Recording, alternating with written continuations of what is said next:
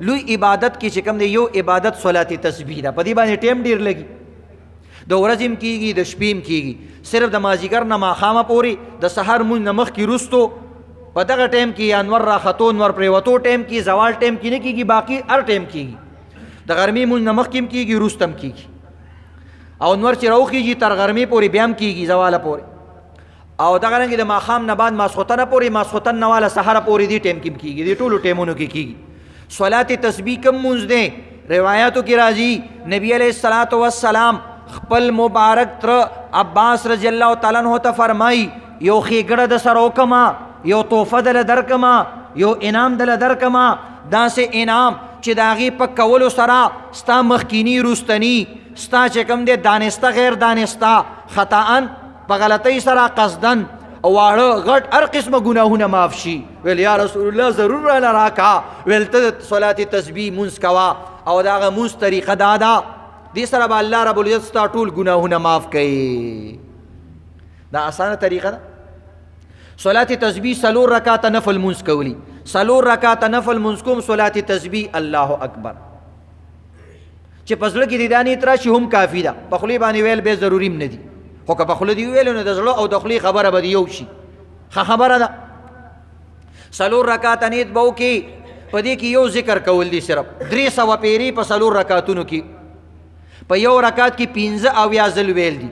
د دې 2 طریقې دي، یو اسانه طریقې درته پیش کوم او بیانوم دغه اسانه طریقې یاد کړئ. سبحان الله والحمد لله ولا اله الا الله والله اکبر، دا جمله اکثر کسان ته ده، سبحان الله والحمد لله ولا اله الا الله والله اکبر. سبحان الله والحمد لله دا کلمه ده او اخره کې الله اکبر ویل دي. ځان تاسیس مګرانه وي که غلط شو یو ټکی نیم نه پکې پاتې شوم سو ګناه نشته، ځکه نفل مونځ دی، نفلی عبادت دی، څه خبره نشته. چاله نوري سبحان الله والحمد لله والله اکبر وای. بهرحال عزتمندو چې کله نیت وتړي ولا اله غیرک پورې چې مونځ وویلو اول رکعت کې دې ځکه به 15 ځل دا کلمه ووي. څنګه به وي؟ لاس داسې کدا او په دې باندې ګوتې له زور کوه چې شمار د نه هېرېږي. بیلې ته بعضې کسان پکې تسبیح ځان سره ونیسي، نه تسبیح نیولو ضرورت نشته، 15 ځل شمارل خو آسان دي. نو دې ځکه به 15 واري 15 پیرې 15 ځل به دا کلمه ووي 15 بار. بیا چې کله رکوع ته ښکته کېږي صورت دې وویلو دلته به 10 ځل ووي، بس باقي هر ځای کې 10 ځل دی. 15 ځل صرف ابتدا کې، رکوع نه مخکې 10 بار، رکوع کې 10 بار، رکوع نه پاسې کې بیا 10 بار، سجدې ته ولاړې اوله سجده کې 10 بار، دوانو سجدو مینس کې 10 بار، دویمه سجده کې 10 بار، 10 پیرې، بس دا 75 بار شو.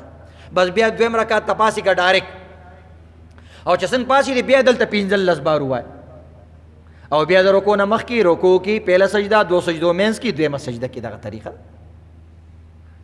بیا دریم رکعت کې چې بیا پاسې دی بیا چې کوم دی شروع کې 15 بار ووایه، بیا چې رکوع ته ښکته کېږي بیا 10 بار دغه طریقې سره. څلورم رکعت کې هم داسې ووایه. که چا نه یو ځای کې هیر شو، رکوع کې دی مثلا هیر شو، سبحان ربي الاعلى سبحان ربي العظیم چې وی د دې نه بعد، سمع الله لمن حمده چې ویل د دې نه بعد بداوي.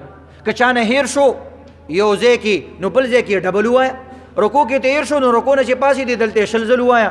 دې دواړو ځایونو کې د نه هیر شو سجدې ته چې لاړې هلته 30 بار ووایه. هېڅ خبره نشته. که ټولو ځایونو کې د نه هیر شو نو بس بیا خو صلات تسبیح مونځ نه کوې، نو بس زیاده مونځ کې مطلب دی دا دی. نو څه نه څه به دماغ برابر ساتي. داسې یو سړی نیتو کې اخره کې راځي چې یو ځای کې مې ونه ویل ټول رانه پاتې شو، نو مونږ ویل دا دې څه کول، نو دومره خو کمزوري به هم نه انشاءالله. نو بهرحال دا د صلات تسبیح د مونځ طریقه ده. عزتمندو دې طریقې سره دا مونځ کوئ. نبی علیہ السلام حضرت عباس رضی الله تعالی عنہ فرمایي اے زما کاکا ډیره قیمتي خبره مې وکړله، که دا روزانه کولی شي روزانه یو ځل کوه، که روزانه یې نشي کولی هفته کې یو ځل کوه، که هفته کې نشي کولی میاشت کې کوه، که میاشت کې نشي کولی کال کې کوه، او که کال کې نشي کولی نو په عمر کې خو یو ځل خامخا وکړه. نو انشاءالله کوو به که نه روزانه ده انشاءالله. نو دا ځان د دې څیزونو عادت کې عزتمندو مختلف عبادت کې سوچ د انسان ډیر برابري. عام مونځ کې سړي خو هغه مونږ ته یاد دی که نه بزر زر یو کو خبر هم ترې نه شو چې څه مو ویل. اکثر وروسته تپوس کوو جی مونځ کې مې صورت فاتحه ونه ویله دا به اوس څنګه چلي او فلانې، خو دې مونځ کې سوچ ډېرې ځکه دې کې شمارلي. او موږ او تاسو د حساب کتاب ډیر شوقیانی کوم سیس کی چې حساب کتاب یو دوا درې نو سړی لوټونو ته ځین زینو بازا کار به ښه کوي نو موږ د حساب کتاب خلک ډیر شوقیانی